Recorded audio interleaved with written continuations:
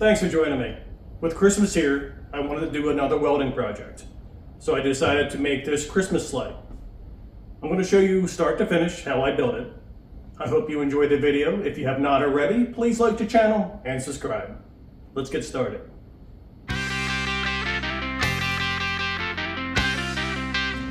The materials I'm going to use is flat bar, 1/8 inch thick, 3/4 inch, and 1/2 inch. I'm going to use 26 gauge sheet metal. I'm going to also use 1/4 inch round bar and 3/16 inch round bar. I'm going to give decorative curls to the end of the flat bars using my ring roller.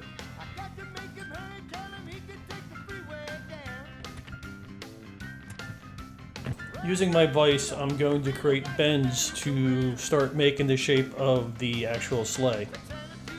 So I'm going to do it together and try to do mirror bends so each side will be exactly the same. The piece I'm bending here is the body of the sleigh. This will be the back, the front, and the bottom of the sleigh. Then I'm going to do another piece that's going to do the top part that meets the front and the back.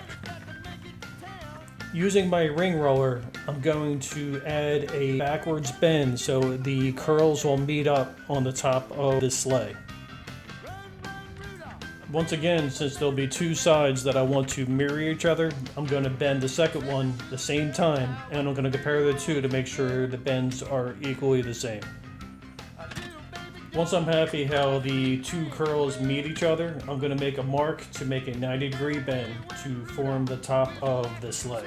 I'm going to mark both of them because I'm going to bend them both the same way. I'm going to use my vise to make that bend. Using the 1/8 inch flat bar is very forgiving. If you overbend it, it's easily bent back. After each bend, I take it back to my fabrication table and eye it up. Here, I'm adjusting the bend that I just made. Now what I'm going to do is I'm going to make the mark to make another bend, and this will be the entranceway to the sleigh. And once again, every time I make a change to one of them, I'll make a change to the other. I want more of a sweeping bend for this, so I'm going to go back to my ring roller to make these bends. I'm not using any set plans to build this sleigh, so after each bend, I eye it up, make a mark where I think the best place to make the next bend, and then I'll make the bend and repeat the process. This last bend for this piece, I'm going to try to make a nice sweeping bend to meet up with the front of the sleigh. With my bends completed, the next thing to do is to mark off where I want to cut the end of the metal. Using my bandsaw and bandsaw stand I made a video on earlier, I'm going to make these cuts.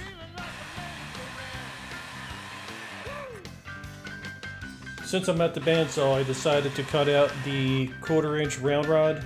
These are going to be the pieces that will attach the bottom of the sleigh to the body. With all the pieces cut out for the frame, next thing to do is start welding. The welder I'm using today is my YesWelder DP200. This welder does MIG, flux cord, DC lift TIG, and stick welding. It features a dual pulse mode, and it also is full gun compatible. Using my fabrication table, I line up all the pieces, I clamp it down, and start tacking everything in place. The 1/4 inch rods that I'm going to use to attach the sleigh to the body, I would like to go into the middle of the 3/4 inch flat bar. So using more of the 1/4 inch rod, I'm going to use them as spacers to adjust the height, so this way it lines up directly in the middle for me.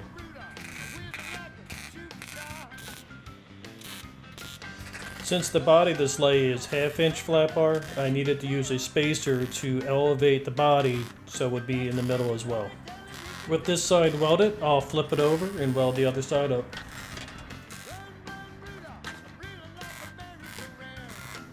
With that side welded, I'm now going to lay the second side on top to make sure everything lines up and everything is relatively in the same exact position.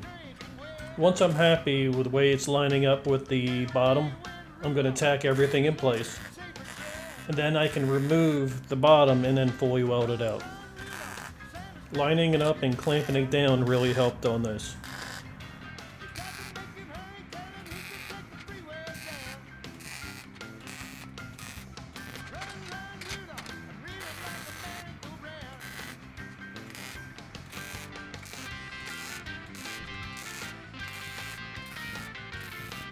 With the frames welded up completely, the next thing to do is grab some sheet metal, mark out my panels, and cut them out.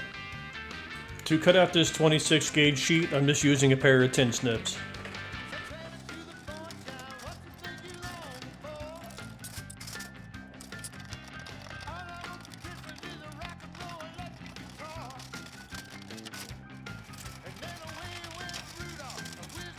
For the front, bottom, and back panel, I created it in one piece. I cut it a foot wide by 30 inches. The 26 gauge is soft enough that you can form it by hand, and I also use the edge of the table to make my bends as well. My goal here was to get it close, to weld up the bottom, then use a hammer and then shape the sides on all the curves. Once I was happy, I started welding it in place. I welded just the bottom on one side of the frame, and then I attached it to the other side of the frame and welded that in place as well. This way I was able to stand the sleigh up and then use my hammer to form the sides.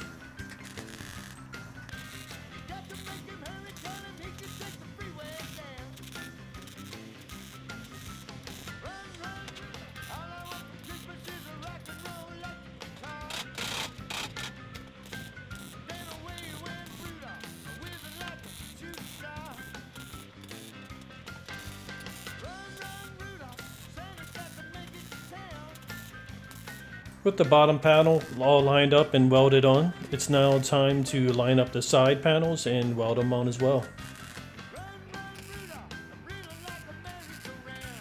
After welding the second side panel in place, the sleigh is really taking shape.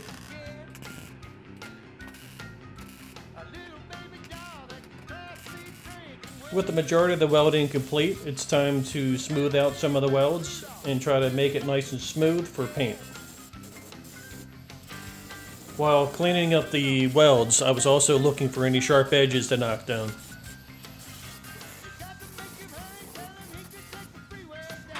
Now I'm going to weld 3/16 inch rod to the end of the curls. I think these rods give it a nice finished look, and it also is a great spot to string lights on. I'm also going to weld the 3/16 inch rod where the front and back panel end. This will give it a nice finished look and also cover the sharp edge of the sheet metal.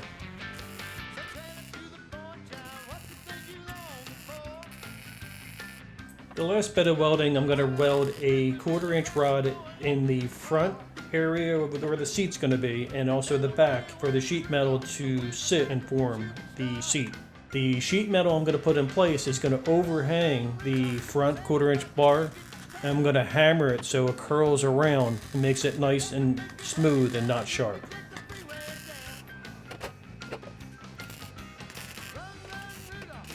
The 26 gauge sheet metal formed nicely around the bar and gave it a really nice look. With all the welding complete, it's time to prep it for paint. I'm going to clean the whole entire sleigh with acetone before applying the paint. The main body panels and then also inside I'm going to paint red. The rails I'm going to paint a gold color. I did tape off all the rails before applying the red paint.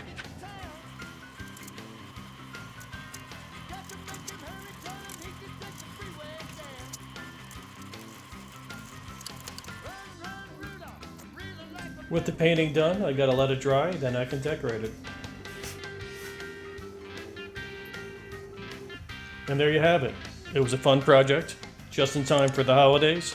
I hope you enjoy the video. If you have not already, please like the channel and subscribe.